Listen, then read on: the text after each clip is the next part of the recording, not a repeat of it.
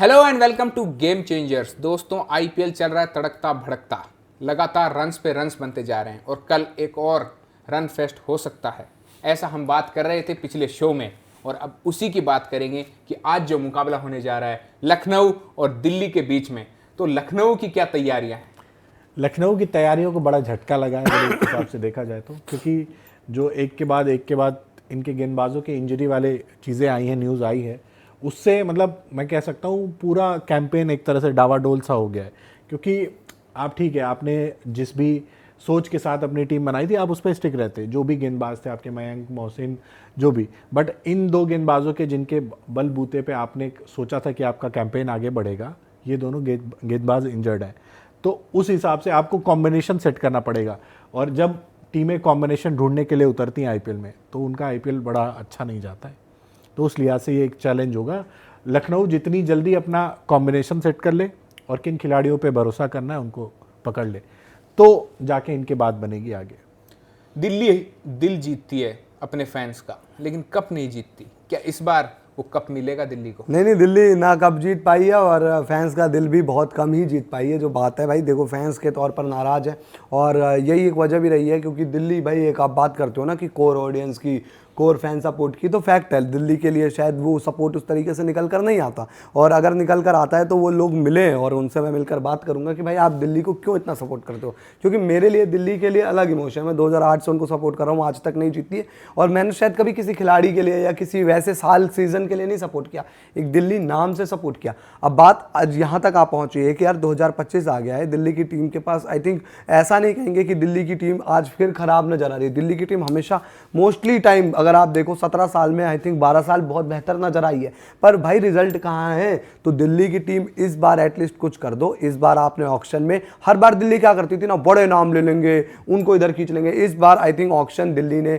उस तरीके से खरीदा। भाई दिल्ली की टीम अगर मिचेल स्टार्क को एक सही सौदे में ले आई, टीम में उन्होंने नटराजन को बुलाया, भाई मुकेश है वहाँ पर, उसके अलावा बॉलिंग भाई कुलदीप की एक बॉलिंग निकल कर आ जाती है, तो दिल्ली की टीम अच्छी लग रही है। पर इस बार चाहिए रिजल्ट।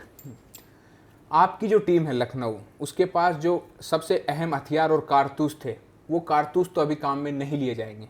तो आप कल कौन से ऐसे बॉलर्स लेके आएंगे? क्या टूटा है गाबा का घमंड, शमार जोसफ कल नजर आएंगे? आपको हो सकता है कॉम्बिनेशन देखते हैं उनको खिलाना पड़ जाए, क्योंकि अगर आपके पास मोहसिन चूंकि बाहर हो चुके हैं तो उनकी जगह शार्दुल आ गए हैं, शार्दुल को एक गेंदबाज के रूप में आप रिलाई कर जाओगे। उसके अलावा आकाशदीप की इंजरी की खबर आ रही है, आवेश भी पूरी तरह से पता नहीं फिट है नहीं है, तो अगर ये गेंदबाज नहीं खेलते हैं तो शार्दुल के अलावा और कौन सा गेंदबाज होता है? तो ऐसे में आप चाहोगे कि कम से कम एक इंटरनेशनल लेवल का तेज़ गेंदबाज आप खिलाओ, और उसके लिए आप जाओगे शमार जोसेफ के पास, जो कि इकलौते आपके तेज़ गेंदबाज हैं ओवरसीज़।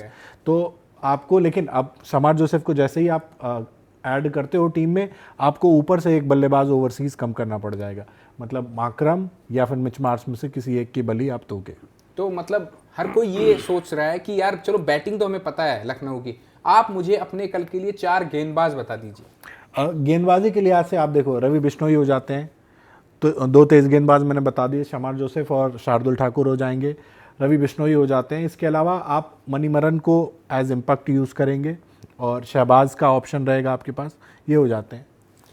आपकी जो टीम है दिल्ली, मतलब ऐसे कह रहे हैं कि यार इतनी, मतलब मुंह में पानी आ जा रहा है ऐसी जबरदस्त गेंदबाजी देख के, तो अपने जो बेस्ट आप गेंदबाज जो मान के चल रहे हो कि कल असरदार साबित हो सकते हैं, वो 4 या 5 गेंदबाज दिल्ली के फैंस को बता दीजिए। भाई अपने पास सब कुछ है और अपने पास बॉलिंग आई थिंक सबसे तगड़ी में से बॉलिंग अगर आप इस टूर्नामेंट में उठाएंगे, इस आईपीएल में जितनी भी 10 टीम उठाएंगे, तो मैं कहूँगा कि टॉप 4 में तो हमारी बॉलिंग को आप दोगे नाम। क्योंकि यार देगा, एक चीज़ कहोगे यार मिचेल स्टार्क ने तो पिछले साल केकेआर के लिए नहीं किए स्टार्टिंग में, वो तो भाई प्ले ऑफ में आकर अच्छे होते हैं, पर मिचेल स्टार्क आई थिंक 1-2 बड़े मैचेस में वो कर देंगे कल अगर आए, या फिर किसी ऐसे दिन। अब भाई एसआरएच के अगेंस्ट जब वो केकेआर में थे उन्होंने कर दिया ना ट्रेविस हेड को आउट, और भाई वहाँ पर अभिषेक के अगेंस्ट वो रहे ना, तो कल को भाई अगर एसआरएच के अगेंस्ट जो एक खतरनाक टीम दिख रही है उसके अगेंस्ट हमारा मैच हो जाता है दिल्ली का, और मिचेल स्टार्क आकर कर जाते हैं, वो 2 बॉल डाल देते हैं। हालांकि मिचेल स्टार्क की भी फिर T20 में वही जो रोहित शर्मा ने भाई पिटाई लगाई थी, उसके बाद से उस तरीके से सिचुएशन नहीं रही है।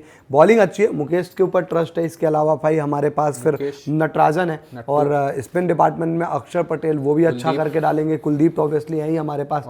ये 5 बॉलर हो गए ना, 3 पांचवें पेसर और स्टार्क 2 हो गए। 5, हाँ 5 स्टार्क हैं ही। और ठीक है। उस हिसाब से बाकी अगर आप जाओगे इवन ऑप्शंस देखोगे, मुकेश कुमार के बाद देखो मैं कहूँगा कि दर्शन आलकंडे भी हैं भाई, इवन विदेशी ऑप्शन में दुष्मंता चमीरा भी हैं, फिर मोहित शर्मा है। मोहित शर्मा का पता नहीं इस ग्राउंड में क्या होगा, अहमदाबाद की एक अलग थी, मतलब लेकिन दिल्ली में पता नहीं वो किस तरीके से। अब कल तो खैर मैच मतलब वाइजैक में आज ही है। 5 गेंदबाज कौन से खिलाओगे? अच्छा 5 पूछ रहे हो तो जो पहले 5 थे वही मिचेल स्टार्क, टी नटराजन, उसके साथ में अक्षर पटेल, कुलदीप यादव और मुकेश।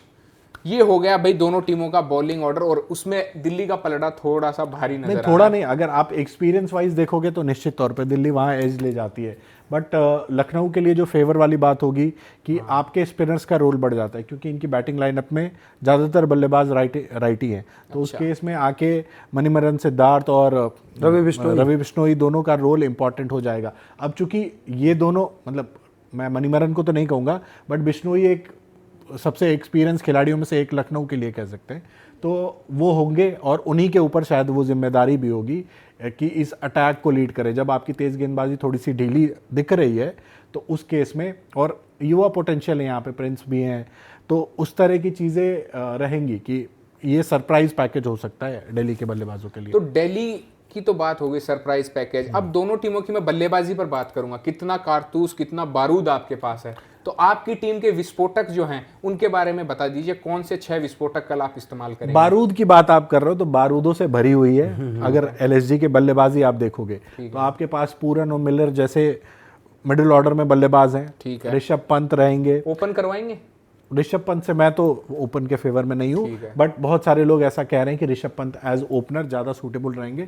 तो अब क्या मैनेजमेंट क्या डिसाइड करती है, अगर ओपन भी करते हैं तो भी आपके पास मतलब ऐसी फायर पावर है बल्लेबाजी में जो किसी भी जो गेंदबाजी उन्होंने बताई है उसके छक्के छोड़। तो आप जो बैटिंग ऑर्डर बता दीजिए कल का, मतलब बॉलर बता दीजिए, ऊपर के 6 आप देखो मार्श या माकरम में से कोई एक रहेगा। एक बताइए कौन होगा वो?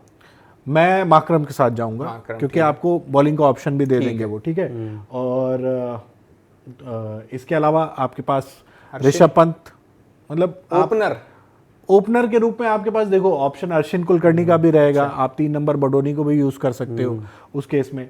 लेकिन मैं अगर उस तरह से चलूं कि भाई जिसके लिए श्योर नहीं उसकी बात क्यों करें, माकरम ठीक है, आपके पास 3 नंबर पे ऋषभ पंत आ जाते हैं। ऋषभ पंत ओपनर हो गए और बडोनी को आप 3 नंबर खिला लो।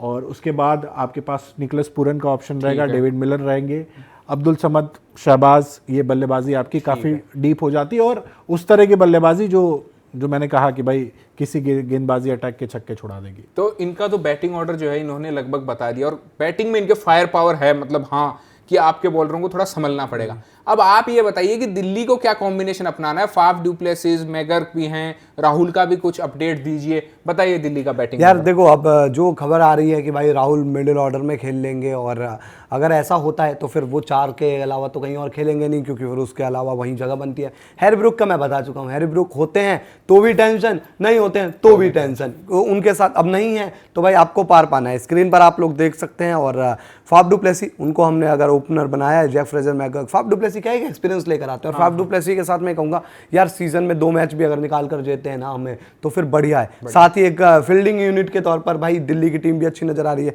फील्डर जबरदस्त है ही Faf du Plessis. Jeff Fraser, McGurk, अब वही बात है कि पिछले साल यहीं से पहचान पाई थी आईपीएल से, और वापस 1 साल फिर वो खो गए, और आप वापस आकर यहाँ पर आकर स्टेटमेंट दे सकते हैं। जैसा कि इवन रिकी पॉन्टिंग, आपको याद होगा, उन्होंने बोला है जैसे जेफ फ्रेजर, मैगर्क के लिए भी कि यार ये खिलाड़ी ना अभी जिस एज में शायद कुछ अच्छा भी नहीं होगा, कुछ खराब भी नहीं होगा, 2-3-4 साल लगेंगे, लेकिन ये धीरे धीरे मैच्योर होकर आगे आप उसको एक बड़ा खिलाड़ी के तौर पर देखेंगे। अभिषेक पोरेन, इनके ऊपर ट्रस्ट किया है भाई, रिटेन किया है, सबसे इंपॉर्टेंट तो इनको रखा है। केएल राहुल को 4 पर डाला है। ट्रिस्टन स्टब्स हाल फिलहाल अच्छी फॉर्म नहीं जा रही थी, लेकिन ट्रिस्टन स्टब्स लगता है कि यहाँ कर लेंगे। अक्षर पटेल, उनकी बैटिंग पर पूरा भरोसा है, कप्तान साहब भी हैं, और अब तो भाई हमारे देखो मतलब क्या स्मार्ट भी लग रहे हैं अक्षर पटेल। और आशुतोष शर्मा पंजाब में जो चीज़ करके आए हैं, अगर इससे एक कदम ऊपर ही जाते हैं तो टीम बैटिंग वाइज मैं ये नहीं कहूँगा कि बैटिंग में आई थिंक हमारी बेस्ट बैटिंग है इस टीम, मतलब इस पूरे ही आईपीएल में। पर हाँ, ऐसी बैटिंग है कि इन पर ट्रस्ट किया जा सकता है, और वो बैटिंग है कि जो I think 220 run 215 run chase करने को मिल जाए तो वो कर भी लेंगे, और पहले बैटिंग करने की मतलब सिचुएशन आई 230-40 रन बनाने हो तो बना भी देंगे। बट दीपक वो चीज़ है ना कि इस बैटिंग लाइनअप को देख के आप मतलब फायर पावर के लिए मैकगर्थ के ऊपर बहुत ज्यादा डिपेंडेंट हो जाते हो। इवन नीचे और स्टब्स के ऊपर जा भाई। और दूसरा सीजन हमेशा नए बल्लेबाज जो भी आते हैं आईपीएल में उनके लिए चैलेंजिंग रहता है। पिछला सीजन बड़ा जबरदस्त उन्होंने बैटिंग करी, बट दूसरे सीजन में आके आपका असली टेस्ट होना है, और खासकर तब जब आप इंटरनेशनल क्रिकेट खेल के आए और उसमें रन नहीं आए, तो ये और ज्यादा चैलेंजिंग हो जाएगा। नहीं, और मैं बिल्कुल ये agree नहीं बोलना करूंगा। होगा कि ये दिल्ली की पाटा विकेट नहीं होगी यहाँ पे। हाँ नहीं, वाईजैग में अभी हालांकि रन बनते हैं, वही रन में निश्चित तौर पे बनते हैं, बट दिल्ली के तो मतलब वो हो गया ना कि होम ग्राउंड सारी नहीं, चीजें फैक्ट है। और advantage दिल्ली आपको- के साथ आई थिंक ये चीज हुई भी है कि भाई आपको नहीं मिल रहे वो, मतलब स्टार्टिंग में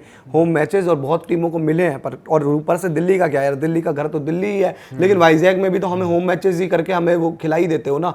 लेकिन ठीक है, अब सीधे काम करते हैं, प्रेडिक्शन ले लेते हैं। भाई। प्रेडिक्शन का तो कुछ मतलब बनेगा नहीं, मेरी दिल्ली है, उनकी फिर भी लखनऊ है। आप बताइए असली।